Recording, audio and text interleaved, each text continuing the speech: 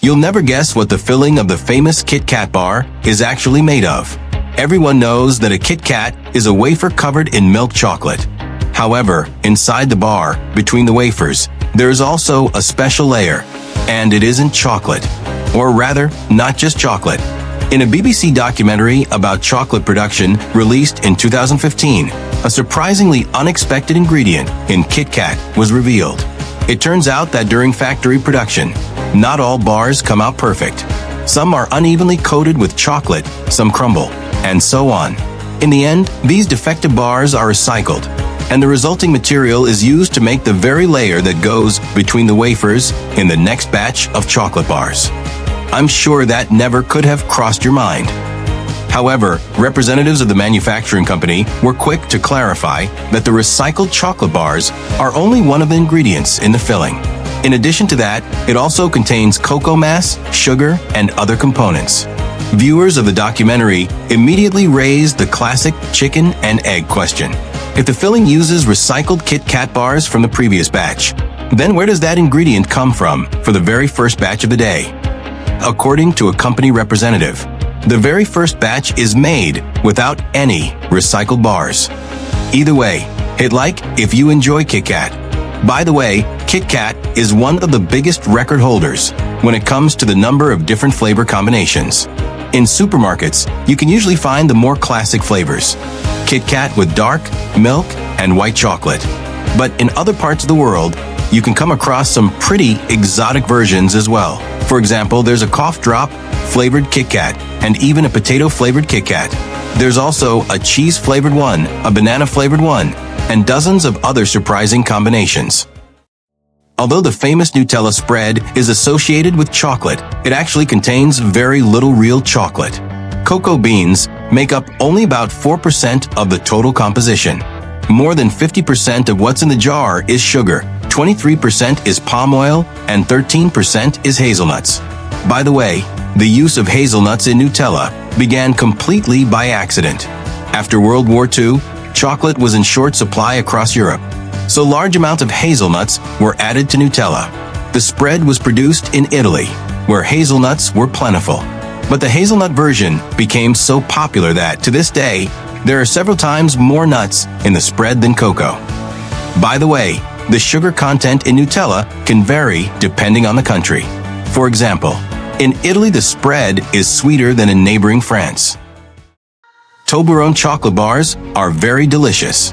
Perhaps their only downside is that they aren't the cheapest. However, you've definitely seen their famous mountain logo. What many people don't know is that there's a hidden secret encoded in that logo. If you look closely at the mountain, you can spot the silhouette of a bear. The mountain on the logo is the famous Matterhorn in Switzerland. It's known for its distinctive four-sided pyramid shape. The Toblerone bar itself happens to have a shape similar to that mountain. And the bear on the logo is no coincidence either. Toblerone was invented by Theodor Tobler in the early 20th century. This all took place in the Swiss capital, the city of Bern, and the city's coat of arms features a bear. By the way, write the name of your favorite chocolate bar in the comments. Let's see which one is the most popular. White chocolate isn't actually real chocolate, and that explains why it's white. The key ingredients of any true chocolate, whether dark or milk, are cocoa solids and cocoa butter. While cocoa butter is present in all types of chocolate, cocoa solids are found only in dark and milk varieties. They're the very thing that gives chocolate its color. White chocolate was invented by Nestle almost 100 years ago as a way to use up excess cocoa butter. Officially, a product can be called chocolate as long as it contains a certain percentage of cocoa butter, which is why white chocolate is still legally classified as chocolate. Most of the health benefits commonly associated with chocolate depend directly on the amount of cocoa solids it contains. As you can imagine, white chocolate offers virtually no such benefits.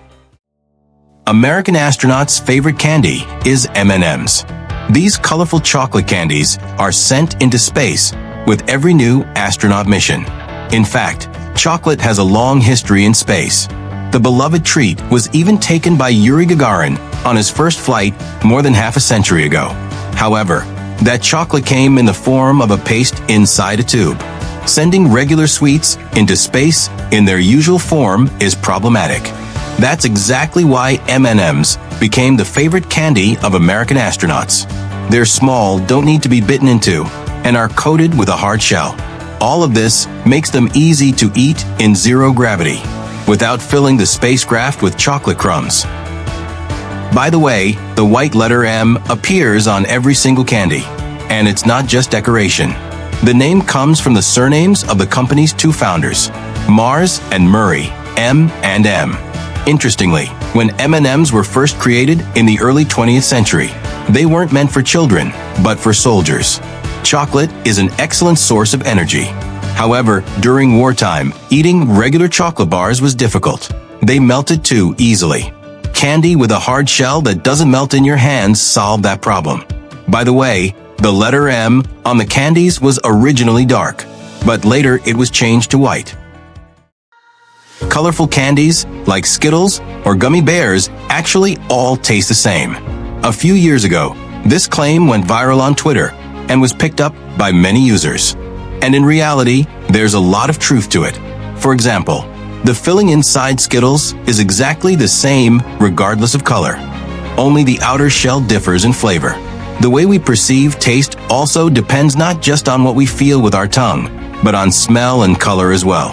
That's why, if you blindfold yourself and start tasting Skittles or gummy candies of different colors, you won't always be able to correctly guess which color candy you're eating. Vision plays an incredibly important role in this process. When we see a light red candy, the brain immediately interprets it as something strawberry flavored, even before tasting it. The same goes for orange candies and orange flavor, yellow and lemon, and so on. And if, during the experiment, you block not only your eyes, but also your nose, guessing the candy's color while relying only on taste receptors becomes almost impossible. Despite this, according to statements from the manufacturers themselves, both Skittles and Gummy Bears do in fact differ in their composition, and as a result, in their taste and aroma as well.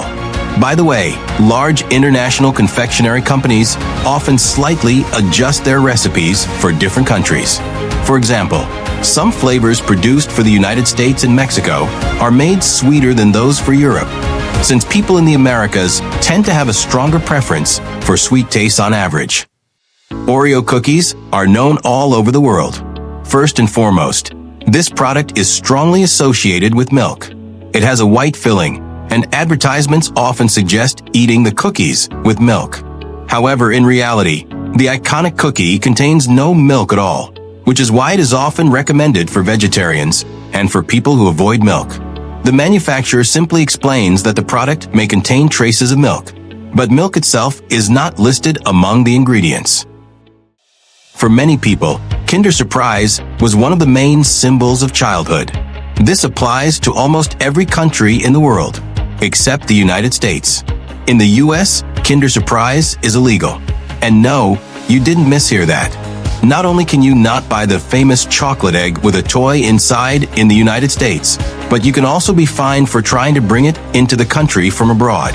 And that fine can reach several $1,000s. Residents of neighboring countries, Canada and Mexico, are especially affected. Kinder Surprise is legal there, and some people try to bring it into the US for friends or relatives. So why is such a harmless treat illegal? The reason lies in a law passed in the United States back in the 1930s. It prohibits the sale of chocolate that contains non-edible objects inside. And that is exactly the concept behind Kinder Surprise. Although the chocolate egg itself was invented in the early 1960s, it still falls under this law. In 2018, Ferrero, the company that owns the Kinder brand, found a way around the restriction and began selling Kinder Joy in the US market. Kinder Joy also includes a toy, but because the toy is kept separate from the chocolate, the law is not technically violated. In any case, if you're traveling to the United States, never bring a classic Kinder Surprise with you. The Snickers chocolate bar, loved by many, was invented almost 100 years ago in the United States by a confectioner named Mars, the founder of what would later become a chocolate empire. Over the past decades, the weight of the standard bar has gradually decreased, while the price has remained the same. Today, every standard Snickers bar contains exactly the same number of peanuts, 16. That's the number you can expect every time you buy a regular size bar. By the way, Snickers is the most popular and best-selling chocolate bar in the world. Don't forget to like the video if you found it interesting, subscribe to the channel, turn on notifications so you don't miss new videos, and of course, leave your comments below.